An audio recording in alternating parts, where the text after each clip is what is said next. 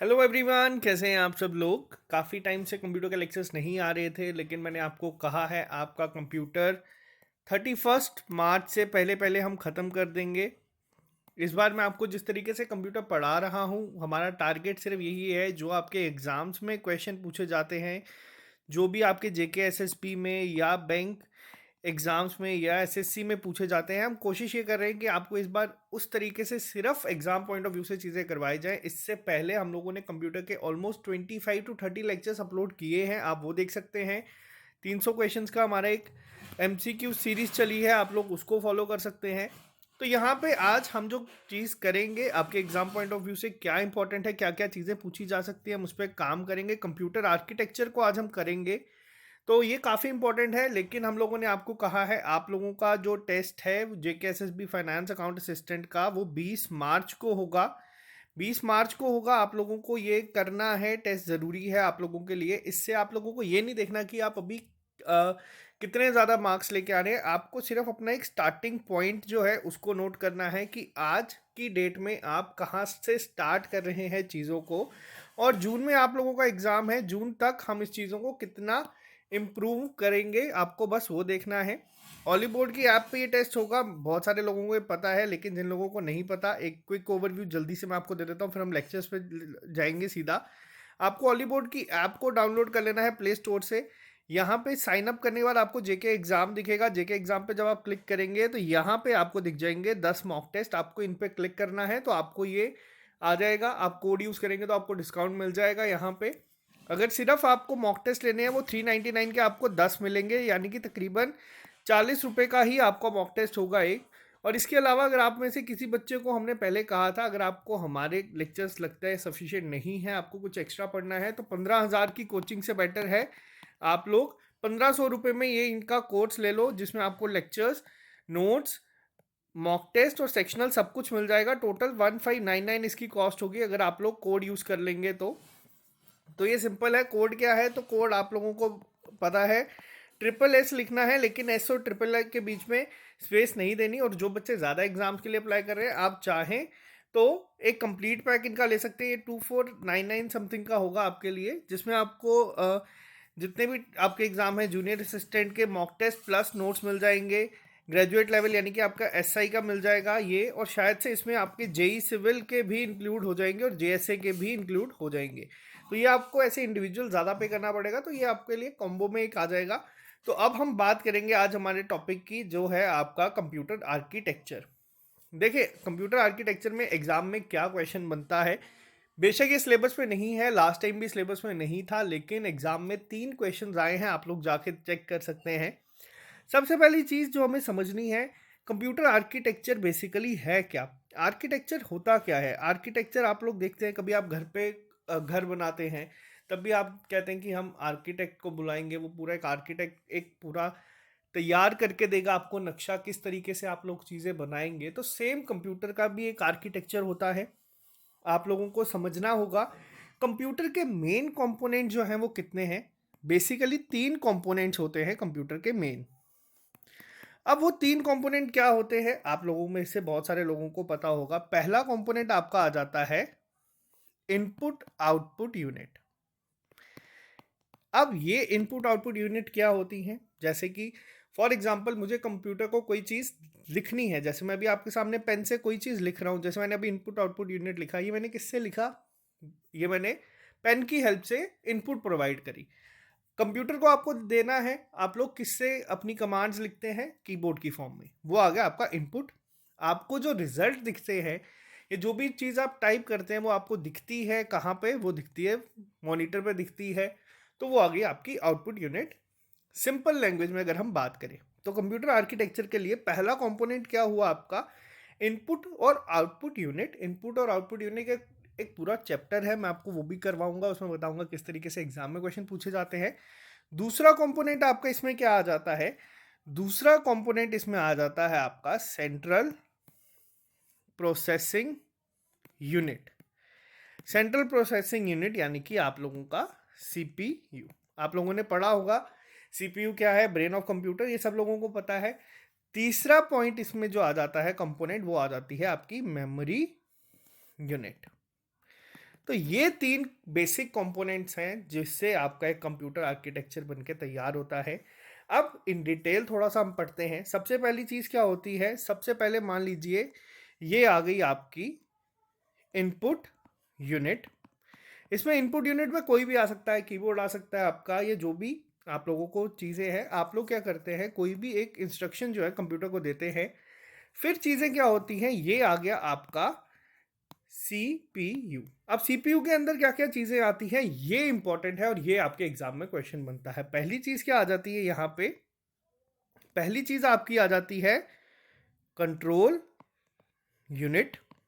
दूसरी चीज़ क्या आ जाती है यहाँ पे, दूसरी चीज़ आपकी आ जाती है अरिथमेटिक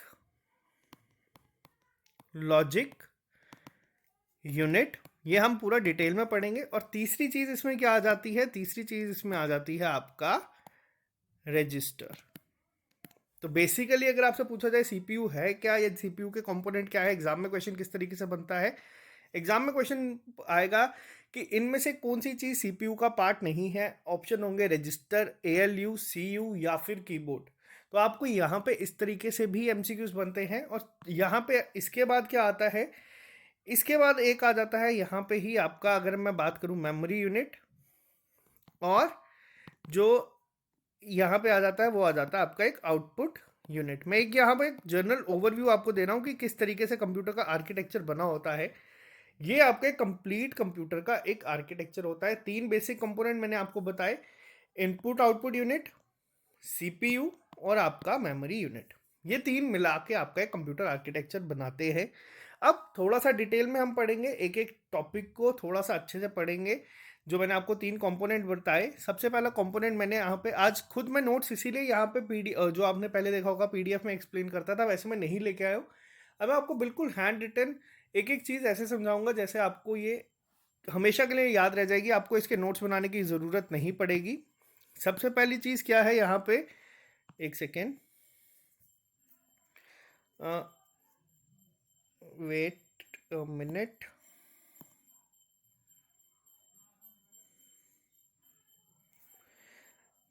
तो सबसे पहली चीज़ मैंने आप लोगों को क्या बताई, क्या आती है यहाँ पे, सबसे पहली चीज़ आती है आप लोगों की इनपुट आउटपुट यूनिट। अब ये इनपुट आउटपुट यूनिट होती क्या है, अब इनपुट यूनिट मैंने आप लोगों को पहले ही बता दिया क्या क्या हो गई, जिसमें आप लोगों के कीबोर्ड आ जाता है, आप लोगों का माउस आ जाता है। तो ये सब आ गई आपकी इनपुट यूनिट। ये काफ़ी सिंपल है, लेकिन इस पे भी क्वेश्चन जो है ट्रिकी बन सकता है। इनपुट आउटपुट डिवाइसेस पे भी वो क्या होगा, वो मैं आपको पूरे लेक्चर जब एक अलग से इसके ऊपर करवाऊंगा उसमें पूरा एक्सप्लेन करूंगा। फिलहाल अभी आर्किटेक्चर में इनपुट यूनिट आपको पता चल गई। आउटपुट यूनिट मैंने आपको बता दिया क्या होते हैं, जिसमें आपका मॉनिटर आ जाता है, प्रिंटर आ जाता है आप लोगों का।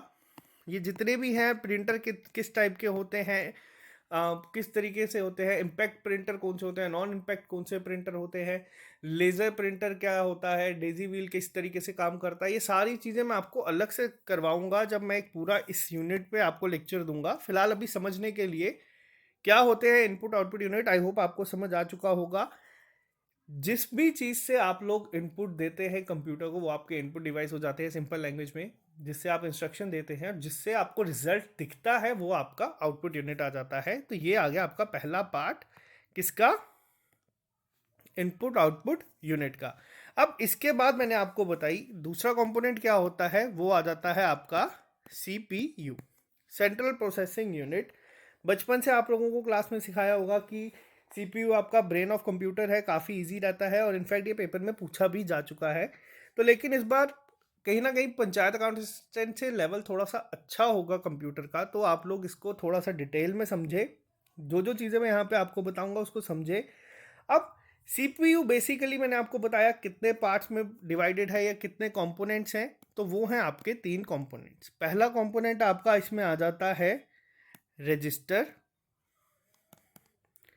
एएलयू और आपके कंट्रोल यूनिट, यानी कि कंट्रोल सर्किट भी बोलते हैं इन्हें कई बार।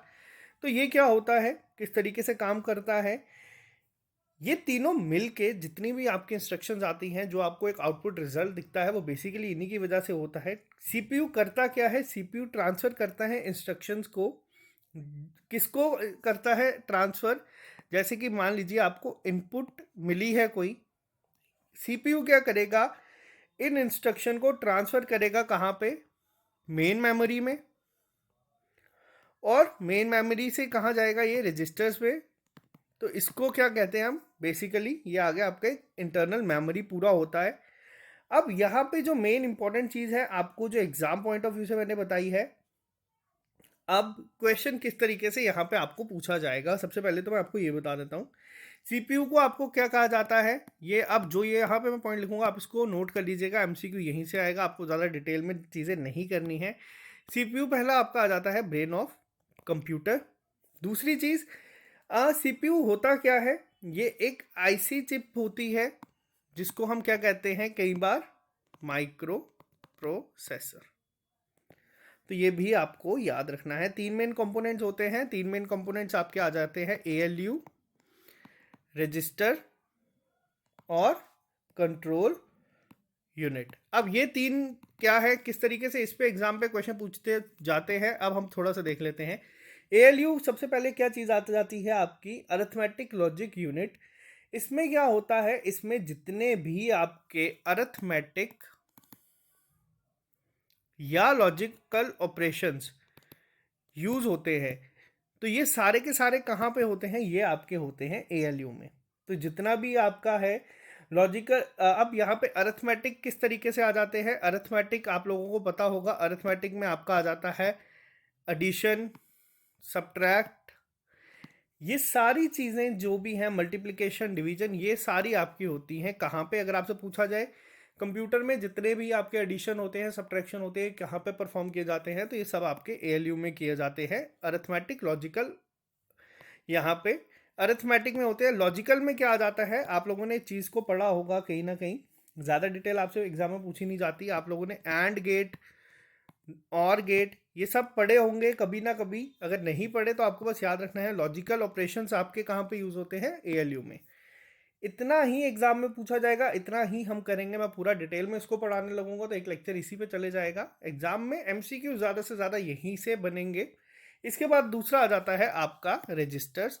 अब रजिस्टर्स होते क्या है, एग्जाम में अगर पूछा जाए आप लोगों से, तो रजिस्टर क्या करते हैं बेसिकली, ये एक special purpose high speed temporary memory unit होती हैं। ये वर्ड्स को आप याद रखना, high speed temporary memory units. अगर आपसे पूछा जाए सबसे ज़्यादा स्पीड किसकी होती है, बहुत बार बच्चे आंसर लिखते हैं कैश मेमोरी की, लेकिन अगर आपको ऑप्शन में रजिस्टर दिखेगा तो आपको आंसर रजिस्टर को ही मार्क करना है। ये चीज़ याद रखना है, एमसीक्यू यही हमेशा एग्जाम में पूछा जाएगा आप लोगों से, तो ये काफ़ी इंपॉर्टेंट है। पहली चीज़ जिसको आपको याद रखनी है कि अगर एग्जाम में आपको, कई बार बच्चे याद करना मुश्किल हो जाता है, कैश मेमोरी याद रखते हैं हमेशा, लेकिन अगर आपको ऑप्शन में कभी साथ में रजिस्टर दिखा तो हाई स्पीड फास्टेस्ट कौन सी होती है, तो वो होती है आपकी रजिस्टर। क्या नंबर और साइज इस रजिस्टर का वेरी करता है प्रोसेसर टू प्रोसेसर, तो जी हाँ, ज़रूरी नहीं है कि एक फिक्स्ड हो, ये वेरी करता है प्रोसेसर टू प्रोसेसर, यानी कि सीपीयू टू सीपीयू वेरी करते जाता है। तो ये इतना ही आपको सिर्फ याद रखना है रजिस्टर के रिलेटेड। तीसरा पॉइंट आपका यहाँ पे आ जाता है कंट्रोल यूनिट। अब कंट्रोल यूनिट क्या होती है यहाँ पे, कंट्रोल यूनिट बेसिकली किस तरीके से काम करता है, कंट्रोल यूनिट क्या करता है, आप लोगों को नाम से ही समझ आ चुका होगा, ये क्या करता है, ये करता है कोऑर्डिनेट। अब कोऑर्डिनेट क्या करता है, ये करता है इनपुट और आउटपुट डिवाइसेस के साथ कोऑर्डिनेट। अभी मैंने यहाँ पे आप लोगों को बना के दिखाया था, मैंने इसी तरीके से ये बनाया है।